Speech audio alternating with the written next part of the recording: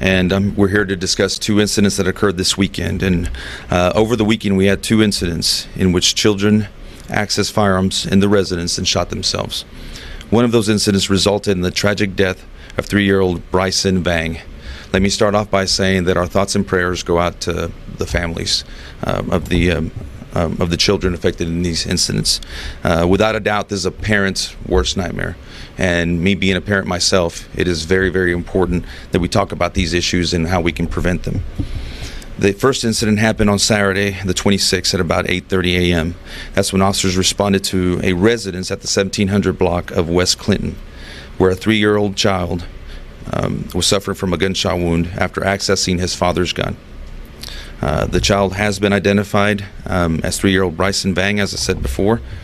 The 9mm weapon, semi-automatic pistol, was found or was originally placed under a pillow on the bed. The child was taken to CRMC, where he was pronounced deceased. The second incident occurred yesterday, on the 27th. Officers responded to Valley Children's Hospital on a report of an 8-year-old who has sustained a gunshot wound to the hand. Luckily, this incident was not deadly. It occurred at the grandfather's residence in the area of Atchison and Plumas in southwest Fresno. It appears that the child gained access to a .22 revolver and accidentally shot himself through the hand. Apparently, the grandfather was not aware that the handgun was even in the house. As I said before, fortunately, the 8-year-old child sustained injuries which were not life-threatening. Okay, let me stress this, that both of these incidents are still under investigation. We're looking at them thoroughly, completely. We have to do that in cases like this when children are injured or killed. And once the investigations are complete, we will present the findings to the district attorney's office. Let me also stress this fact, that both of these incidents were preventable. They should not have happened. One of the things I want to talk about today, I want to talk about Project Child Safe. Project Child Safe is a program that's been going on since 1999, where approximately 15,000 law enforcement agencies have partnered with Project Child Safe to provide 37 million firearm safety kits. These safety kits are free. It's not just a locking mechanism, but it's also a brochure which can be obtained in English and Spanish to teach families who have firearms in their homes how to properly store them. It's very, very important that if you have children in your home and you have firearms, that you secure them. They should be secured either in a gun safe or with a locking mechanism attached to them. Again, if this is done consistently, then we have a chance of reducing these types of deaths and these types of injuries. This was Project Child Safe is a program that I've been associated with since about 2017. In Oklahoma City, we partnered with this organization to provide about 15,000 gun locks to the community in Oklahoma City. Obviously here in Fresno, in a community where there's a lot of firearms in our neighborhoods, it's important to do something similar. About 2 months ago, 3 months after I landed here in Fresno, I ordered 10,000 gun locks, and we have partnered with various hospitals in the area, so we can provide them with these locks, and they can give them out to families who are in need of them. Just this morning, I went online and I ordered another 10,000 locks, because it is up to us to spread awareness and safety of safe gun ownership. One of the things that the Fresno Police Department is going to do is we're going to distribute these from the briefing stations. We have 5 briefing stations throughout the city and headquarters, and any family who wants access to one of these gun locks can come up to any of the briefing stations and ask for one, and they can get one at no cost. Additionally, as COVID allows us to open up and be involved in more community outreach events, we want to have these gun locks available to give out to the community. It's important that if you have a gun in your home, that you put a gun lock on it or put it in a safe. So this morning I have Sergeant Hoagland with the Regional Training Center in Fresno. He's also a firearms instructor. He's going to give us a quick display of how these gun locks work. They're extremely simple, and they function well, if used properly. Sergeant. All right, we'll start here with the semi-automatic handgun.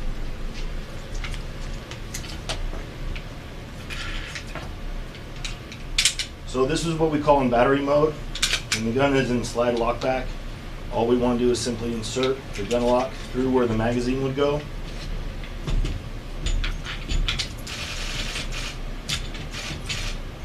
And what that does, it prevents this gun from being able to go forward all the way into a locking position, so this gun is completely unable to fire. That's just as simple as that. Likewise with the revolver, you want to prevent the cylinder from closing all the way. The gun in this position is ready to fire. All we need to do is simply open up the cylinder, place this through where the rounds go, out the back. Now this gun is also disabled. Just like that. All right. Do we have any questions? Well, I was wondering, because of the number of other languages we have in this town, if it would be like the language you said, maybe Bong or Punjabi. I think that's an excellent idea, and we're going to reach out to this organization that provides the gun locks to see if we can do that. On the website, those are the two languages that the brochures are offered in, but it's not a heavy lift to translate those brochures into other languages. And here in Fresno, that's something that's very necessary. Any other questions? Earlier this year, you guys have partnered with CRMC on this trauma prevention program. Is that something that's still ongoing? That's actually an extension of what we're doing, what I'm talking about here today. When we started that partnership, several other facilities across Fresno reached out and they said, hey, will you partner with us as well? And we're happy to do so. The main thing that we want to do is just preach awareness and make these gun locks available. That way we don't lose any more children. And this is an issue nationwide, but obviously having a weekend where otherwise it was pretty quiet, except for two incidents where children shot themselves, one of them fatally. It's extremely sad, and we have to do something about it. So I think as a police department, we're in a very good position where we're out there in the community and we have access to people and who have questions about gun safety and things like that. So we have to do our part to keep the community safe. What charges could the parents or that dad be facing? Well, I don't want to speculate on the charges because it is up to the police department to investigate the incident, and that's what we're going to do. And then once we complete the entire investigation, we'll present this to the district attorney's office. Is it possible that there may be some child endangerment or negligence charges? Also here in the state of California, it's considered a felony to not properly secure your weapon. So, that's something for the district attorney, not for us.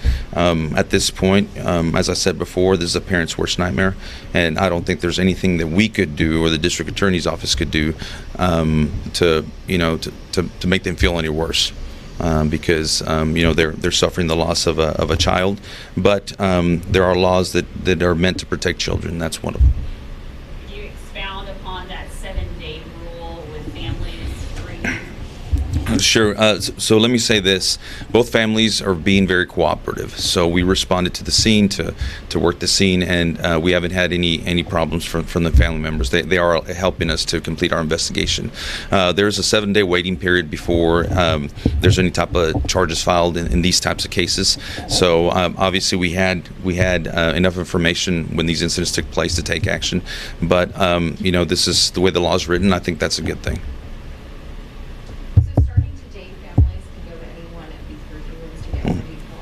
So City Hall just gave us the green light to go ahead and open up the lobbies of not just headquarters but all the briefing stations. And before you guys leave here today, we're gonna give you the addresses of all the briefing stations throughout the city. But those will actually be available tomorrow. So starting tomorrow, we got the word late on Friday, so we have to also take some precautions and send some directives out to the districts. But starting tomorrow, they can go to any briefing station, obtain a gun lock. And as I said before, we plan on making these available at our police community relations events as well. Do you have an update on the condition of the 8-year-old who was at LHA? believe he was treated and released. It was a through and through wound. It was a .22 caliber, which is a very small caliber. Unfortunately, there's more homicides which occur with a .22 than any other round. Last time I checked, but it did go through the hand and shattered some bones. For an 8-year-old, obviously a very painful situation. I'm really surprised that that child didn't go to the hospital the night before, the night when it actually happened. It was the next morning that he went to the hospital. Do you know approximately how many hours? I don't know.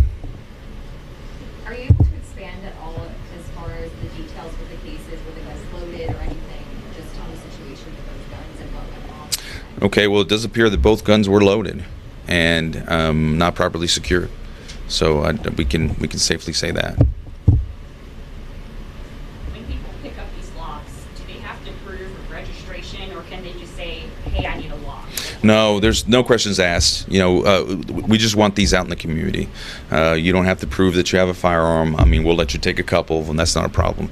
These are not for sale or anything like that. These are to distribute out in the community, so people would be responsible and put these. If you have children in the home, you should put these gun locks on your guns.